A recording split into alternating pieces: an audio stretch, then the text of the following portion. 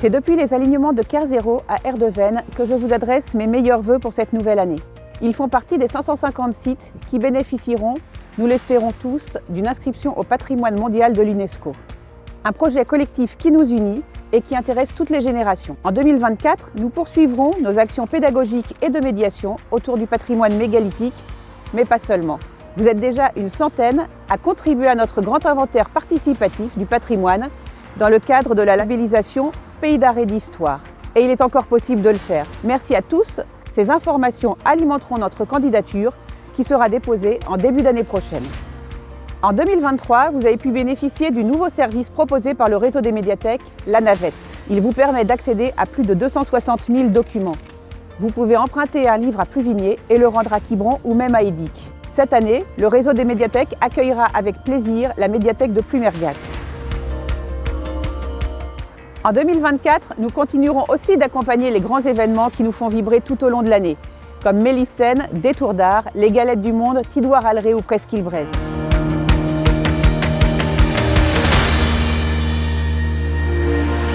Mesdames, Messieurs, chers amis, devenu vice-président chargé de l'aménagement du territoire et de l'urbanisme, j'ai succédé à Michel Leray qui nous a malheureusement quittés en 2023. Je salue sa mémoire et je salue le travail exceptionnel qu'il a pu faire pendant toutes ces années. Et donc, je reprends son flambeau ici, depuis Locmaria-Quer. En 2024, avec le Pays d'Auray, nous lançons la révision de notre schéma de cohérence territoriale. Un travail d'ampleur qui doit intégrer les nouveaux paramètres imposés par la loi climat et résilience. Nous sommes déjà au travail avec les maires des 24 communes d'Acta et des 4 communes de Belle-Île, car cette réflexion ne peut être que collective. C'est un changement de mentalité profond qui impactera durablement notre façon de penser l'urbanisme de demain. Un urbanisme tourné vers une gestion optimisée de nos ressources, en eau, en énergie, mais aussi en foncier disponible. Il nous faut donc imaginer de nouvelles modalités pour vivre ensemble. Proposer du logement accessible à nos actifs, des services de proximité, des activités économiques, des solutions de mobilité adaptées, tout en préservant notre patrimoine. C'est toute cette stratégie d'aménagement qu'il nous faut redessiner pour offrir des perspectives à nos habitants. Des changements qui s'anticipent, se préparent et se pensent dès aujourd'hui.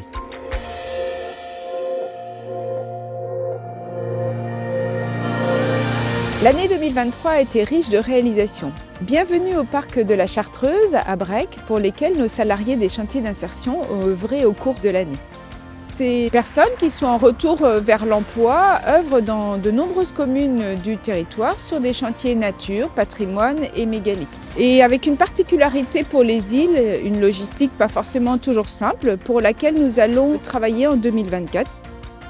Sur une autre thématique, la jeunesse, qui est une politique forte et importante pour notre collectivité, nous avons décidé de faire évoluer le dispositif de la bourse à projet avec des évolutions assez significatives en 2023, avec notamment l'extension du dispositif à des projets d'entrepreneuriat.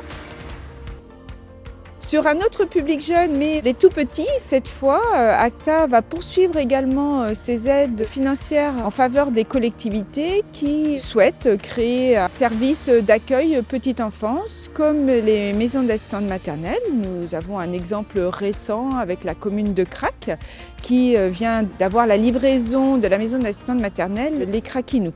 Et puis, pour faire le lien avec la parentalité, depuis quelques années, nous mettons en place des conférences, débats sur des thématiques liées à la petite enfance, à destination des familles et des professionnels de la petite enfance. Et nous les reconduirons en 2024 sur d'autres thématiques.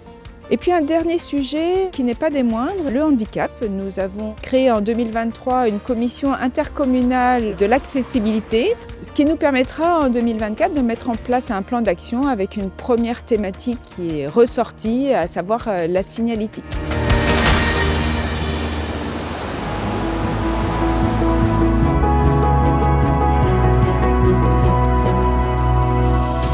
Après les derniers épisodes climatiques, la préservation de notre littoral de la montée des eaux est devenue une priorité. De multiples endroits du territoire sont concernés, particulièrement ici, à Penthièvre. Sur la période 2024-2025, des études d'autorisation et des travaux seront réalisés pour renaturer l'écosystème et la dune. L'objectif est de leur redonner leur fonction naturelle de protection contre les submersions marines et l'érosion. C'est le premier chantier d'une longue série dans le cadre de notre stratégie de gestion de la bande côtière qui vise à anticiper l'évolution du trait de côte. Merci aux plus de 200 personnes qui se sont mobilisées dans le cadre de nos ateliers La Mer Monte et qui ont apporté leur contribution. N'oublions pas les bassins versants. Cette année, d'autres projets se concrétiseront comme la restauration de la fonction écologique des cours d'eau du Gouillonzeur. Nous poursuivrons également nos efforts pour protéger et développer le bocage avec un plan d'action dédié qui viendra étoffer les 22 500 arbres et arbustes déjà plantés par ACTA au cours des dernières années.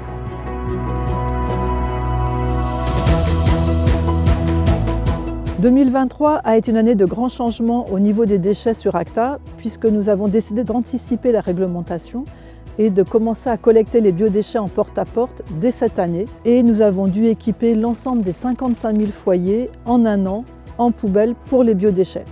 Ça a été aussi l'année du début de l'extension des consignes de tri, ce qui a permis de diminuer de 12% les déchets d'ordures ménagères résiduelles collectés et de diminuer ainsi les quantités incinérées sur la collectivité. Le compost fait à partir des biodéchets est désormais fourni aux agriculteurs. Il permet un retour à la terre des déchets de cuisine et permet ainsi une vraie valorisation des biodéchets. En un an, plus de 1000 tonnes ont été collectées. 2024 sera l'année de concertation sur le devenir de l'usine d'incinération de Plouarnel. Nous souhaitons en effet la transformer en usine de valorisation énergétique. Cela permettra la production d'électricité. Le tri des biodéchets permettra aussi d'avoir un meilleur rendement sur l'usine avec une meilleure qualité des déchets incinérés. En 2024, nous souhaitons continuer à travailler sur la réduction des déchets à la source en optimisant les fréquences de collecte, en vous proposant des solutions de réemploi et en agrandissant les déchetteries afin de proposer un meilleur tri des tout venants. Dans un tout autre domaine, en 2023, nous avons pu élaborer le premier contrat local de santé du territoire grâce à une large concertation puisque plus de 1300 personnes ont participé à la rédaction de ce contrat local de santé. Ce contrat va nous permettre de travailler sur des actions très concrètes qui favorisera la bonne santé de tous. En 2023, nous sommes fiers d'avoir participé activement à l'aboutissement de 2 sujets majeurs de mobilité sur notre territoire. Le premier d'entre eux, c'est l'offre TER dès 2025, en collaboration avec la région Bretagne, qui a la compétence transport collectif, et avec les agglomérations voisines de Quimper, Lorient et Vannes. Nous proposerons un doublement de l'offre de TER sur nos 4 gares du territoire, Plunerette, Auray, Landaules et ici même à Landévent. Autre succès de l'année 2023, avec la région et l'État, nous avons fait le choix collectivement de mettre des moyens financiers pour rénover la ligne Tire-Bouchon et lui donner un nouvel avenir. Après avoir augmenté fortement notre accompagnement financier aux particuliers pour faire l'acquisition d'un vélo, en 2024, nous irons plus loin en expérimentant un nouveau mode de location de vélos de courte ou de longue durée dans l'agglomération d'Auray. Nous continuerons aussi à investir en lien étroit avec les communes pour développer les itinéraires cyclables du quotidien. Nous proposerons des actions de sensibilisation en faveur du covoiturage. Nous travaillerons sur la refonte de nos transports collectifs. C'est avec beaucoup de plaisir que je vous adresse mes vœux pour cette nouvelle année depuis le restaurant scolaire de la commune de Crac. Le plaisir, c'est cette notion que nous souhaitons réintroduire au moment du repas de nos jeunes scolaires. Avec les communes engagées dans la démarche et dans le dispositif Plaisir à la cantine soutenu par l'Agence régionale de santé et la délégation régionale de l'alimentation, nous travaillons à réenchanter leurs repas en proposant des produits de qualité issus de circuits courts, locaux, variés, pour des menus équilibrés. Nous travaillons aussi à lutter contre le gaspillage alimentaire. Au-delà des actions dédiées aux scolaires, notre programme alimentaire territorial nous a également permis d'accompagner 26 agriculteurs et 9 conchyliculteurs dans leurs projets d'installation. Pour les prochaines années, notre principale préoccupation est celle de la transmission des entreprises du secteur. Aussi, nous proposerons des dispositifs d'accompagnement personnalisés pour les anticiper et encourager les reprises d'exploitation. Maintenir ces activités est indispensable, c'est l'identité de tout notre territoire qui en dépend. Après une année marquée par une forte inflation alimentaire, nous travaillerons en 2024 au déploiement d'une épicerie sociale et solidaire en partenariat avec la municipalité d'Auray. L'eau est un bien commun et nous devons faire face à un double défi. le défi de la qualité avec la poursuite du plan Marshall en 2024. Depuis 2020, l'investissement en assainissement dépasse les 40 millions d'euros. Le renouvellement et extension des réseaux représente 75 km linéaires et la modernisation des équipements, dont la mise aux normes de la station d'épuration de Carnac où nous nous trouvons, avec des travaux réalisés en un temps record pour une inauguration au printemps 2024. En 2023, 3 915 contrôles AC-ANC effectués, soit 3 fois plus que les années passées.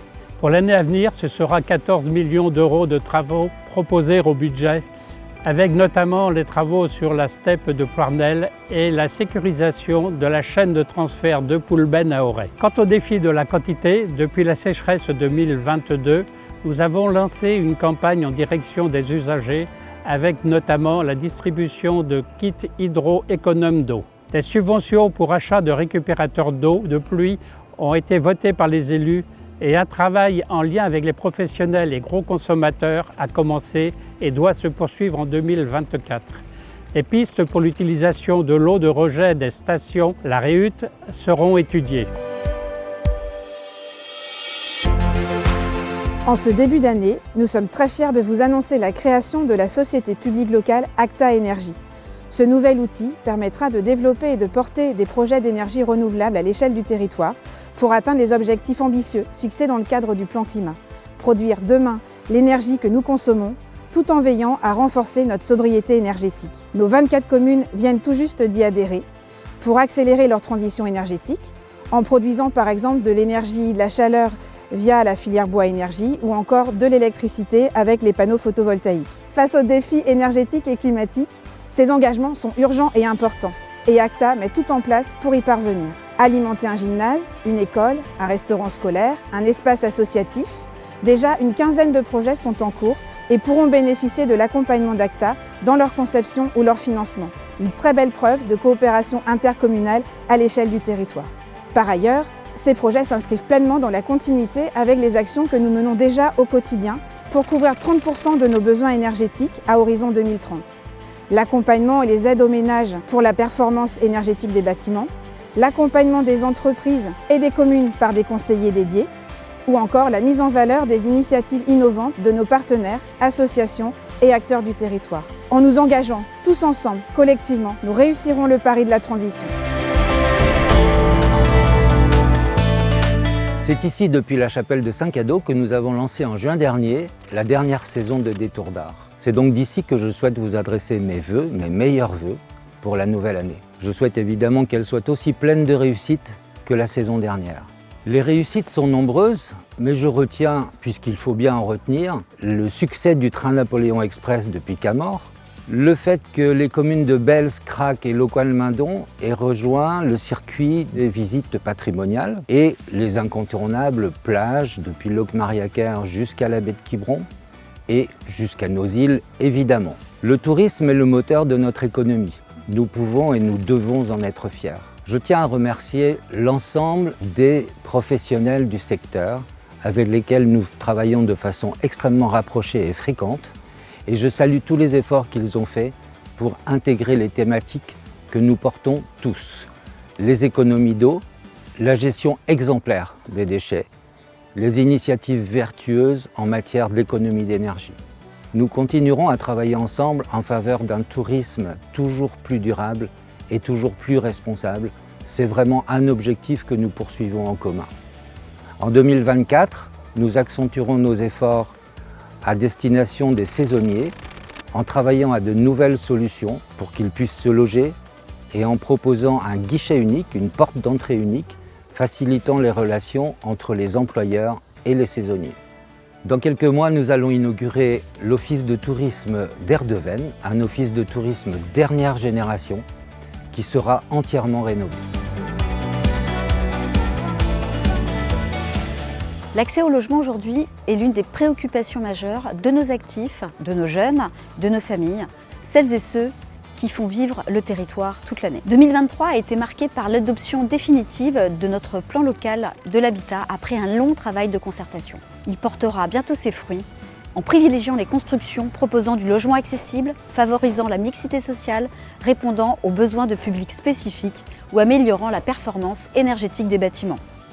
Dans la continuité de la logique de co-construction mise en place lors de l'élaboration du PLH, en 2024, nous continuerons d'associer les élus municipaux, les associations, les bailleurs, tous les acteurs du logement pour nourrir nos réflexions et anticiper nos manières d'habiter le territoire demain. Il nous faut aujourd'hui, plus que jamais, réfléchir ensemble à de nouvelles façons de se loger. Pour cela, nous continuerons à être innovants, que ce soit dans nos méthodes de travail, mais également dans le choix des projets que nous accompagnerons, comme la transformation de l'hôtel des voyageurs à Auray, qui deviendra bientôt un foyer de jeunes travailleurs grâce à notre partenariat avec Agora Service.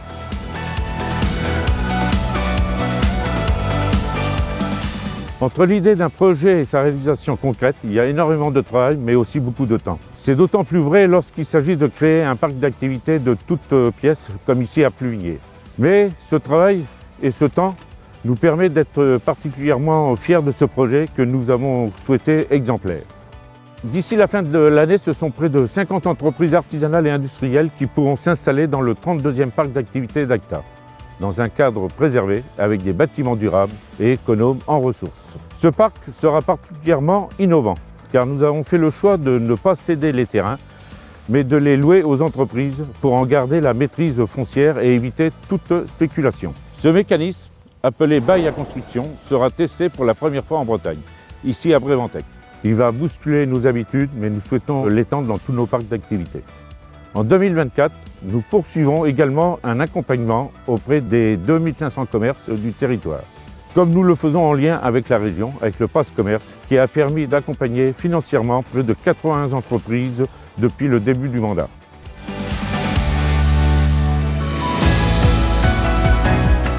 Notre territoire bénéficie d'une faune et d'une flore particulièrement riches et variées qu'il nous faut préserver. Cette année, nous avons fait le choix de mieux la connaître pour mieux la protéger. En partenariat avec Veolia et Bretagne Vivante, des études ont été réalisées sur les stations d'épuration de Pluvigné, de Saint-Philbert, les lagunes des Diques et les anciennes lagunes de Locqualmindon où nous sommes aujourd'hui. Nous y avons découvert des centaines de plantes différentes, plus de 40 espèces d'oiseaux, une grande variété et quantité de libellules et même des espèces de papillons menacés. Sur ces zones souvent méconnues du grand public, toute une vie s'est pourtant développée.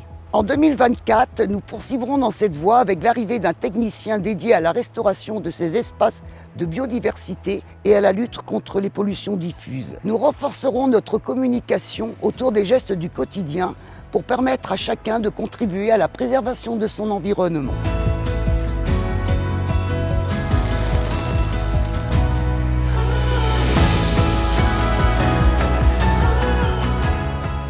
Depuis le début de ce mandat, et comme nous nous étions engagés dans notre projet de territoire, nous avons renforcé nos liens directs avec l'écosystème économique local. Que ce soit par la mise en place de partenariats de coopération avec le club entreprise du Pays d'Auray par exemple, que ce soit par l'organisation d'animations économiques avec les rendez-vous de la création d'entreprises ou encore la création de liens avec les rencontres entre les dirigeants d'entreprises, que ce soit enfin par la mise en place de la semaine du tourisme économique auprès du grand public qui sera renouvelée et renforcée en 2024 vu le succès enregistré. En parallèle, nous avons fait de l'atelier des entreprises où je me trouve actuellement un lieu unique où les échanges et les formations facilitent la dynamique économique de notre territoire. D'ailleurs, c'est face à la demande croissante que nous avons décidé de l'agrandir en 2023. Je souhaite également vous dire un mot sur les finances de la collectivité. Elles sont saines et nous permettent plus que jamais d'investir pour l'avenir. En 2023, nous avons validé notre pacte fiscal et financier. Un engagement très fort d'Acta auprès de ses 24 communes membres. D'ici la fin du mandat, pour les accompagner dans leurs propres projets de développement et d'investissement, ce sont près de 15 millions d'euros qui pourront être mobilisés par l'intermédiaire des fonds de concours. Notre communauté de communes est riche de clubs, d'associations, de bénévoles qui œuvrent tout au long de l'année pour vous proposer de nombreuses activités sportives. Merci à tous pour votre engagement. Nous sommes là pour vous accompagner sur les manifestations locales, mais également sur de grands événements, avec par exemple l'accueil des championnats de France de cyclocross à Camors, La 50-50 Cell au profit d'un programme de reconstruction par le sport qui accompagne des femmes victimes de violences. Et le raid handisport organisé par le comité départemental et bien d'autres. En 2024, nous continuerons nos actions, à savoir permettre aux scolaires de bénéficier de classes nautiques. Près de 2000 enfants ont déjà pu y participer. Et accompagner des jeunes dans leur ambition sportive afin de monter sur les marches des podiums nationaux, internationaux et pourquoi pas olympiques. Ces ambassadeurs du sport portent fièrement les couleurs de notre territoire au-delà de nos frontières. Cette année 2024 sera placée sous le signe du sport. Il nous revient d'accompagner la mise en place des événements labellisés Terre de Jeux. C'est pourquoi j'ai choisi de vous adresser mes vœux depuis Sainte-Anne-d'Auray qui accueillera le 6 juin prochain le passage de la flamme olympique. Un grand moment pour notre territoire autour duquel nous organiserons de multiples animations. Vocation, passion, loisirs, mais aussi apprentissage, la pratique sportive est avant tout affaire de partage et de transmission.